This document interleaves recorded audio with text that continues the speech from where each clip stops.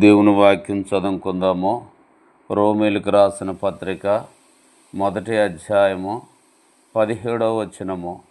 ఎందుకనినా నీతిమంతుడి విశ్వాస మూలముగా జీవించునని వ్రాయబడిన ప్రకారము విశ్వాసము మూలముగా అంతకంతకు విశ్వాసము కలుగుటయే దేవుని నీతి దాని యందు బయలుపరచబడుచున్నదే.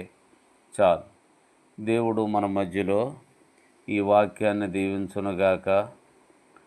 తన గాయపడిన హస్తములతో మనల్ని అన్ని విషయములో దేవుడు ఆశీర్వదించునుగాక.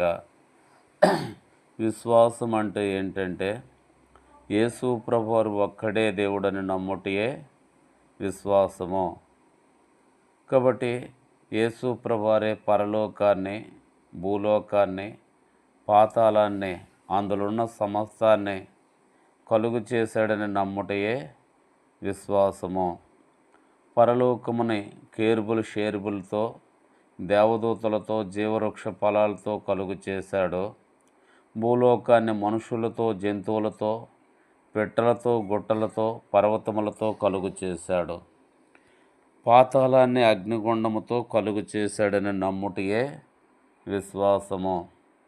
కాబట్టి యేసు ప్రభువారు ఇప్పుడు పరలోకములో దేవదూతలతో స్తుతించబడుతున్న దేవుడని నమ్ముటయే విశ్వాసము.